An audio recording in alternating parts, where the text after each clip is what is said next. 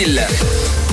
Cinéma ce soir avec Rémi de clap.ch. Bonsoir Rémi.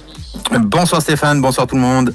Alors Rémi, aujourd'hui on parle de 3 films qui sortent sur les écrans romans.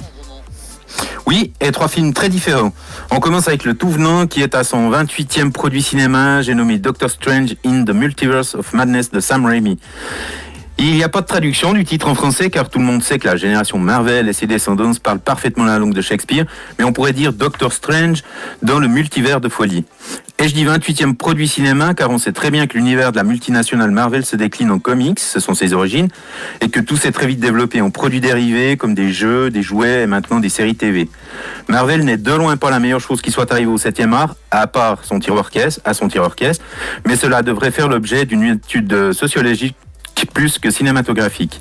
Malgré une scène d'ouverture plutôt réussie avec un monstre bien hideux, le film sombre vite dans une sorte d'intellectualisme populiste bourré d'effets spéciaux spectaculaires. C'est tarabiscoté au possible, c'est fleur bleue comme pas permis et Sam Raimi qui est un peu trop surestimé n'apporte aucune nouveauté notable. Et je précise que ce n'est pas parce que ces produits rapportent énormément qu'il n'est pas permis de ne pas les aimer. Les affaires qui marchent ne sont pas synonymes de qualité. Mais on peut aussi les aimer Rémi. Mais absolument, tous les goûts sont dans la nature comme dit l'adage. Le deuxième film met en scène un rappeur français bien connu. Oui, d'un ténor de Claude Zidi Junior, Mohamed Bekir, alias MB14, qui a terminé 2e de la 5e saison de The Voice, incarne Antoine Zerkaoui, un livreur de sushi qui se rêve rappeur. Et lors d'une livraison, chez un professeur d'art lyrique, incarné par Michel Larocque en très très grande forme, il fait remarquer son timbre de voix exceptionnel. Elle l'intègre alors tout de suite dans son cours prestigieux. Mais il n'assume pas et cache sa nouvelle formation à son entourage. Par honte ou on ne sait trop exactement quoi, il n'assume pas. C'est frais, ça parle de différences sans sombrer dans les clichés. Le duo que forment Bekir et Larocque fonctionne à merveille.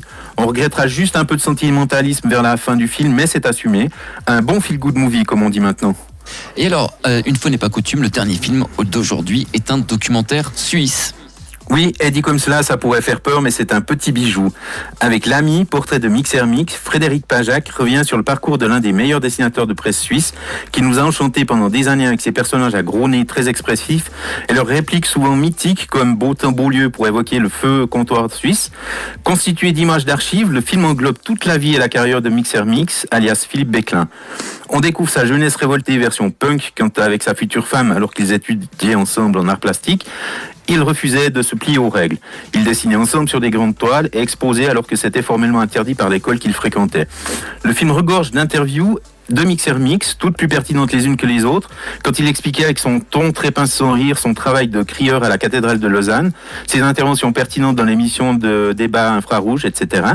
Et on le découvre aussi dans son intimité grâce à sa femme et ses enfants qui participent activement à cette très belle réussite de Frédéric Pajac. Merci beaucoup Rémi et bien évidemment on retrouve toutes les sorties ciné sur clap.ch. Belle soirée Rémi. Mais à vous aussi, merci beaucoup.